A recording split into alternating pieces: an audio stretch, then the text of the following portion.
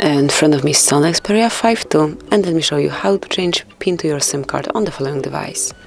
So at first you need to open list of all apps, go to the settings, then find and pick security, and now click on SIM card lock. And here you'll notice change SIM PIN option, so smoothly click on it, and now you can enter the current one.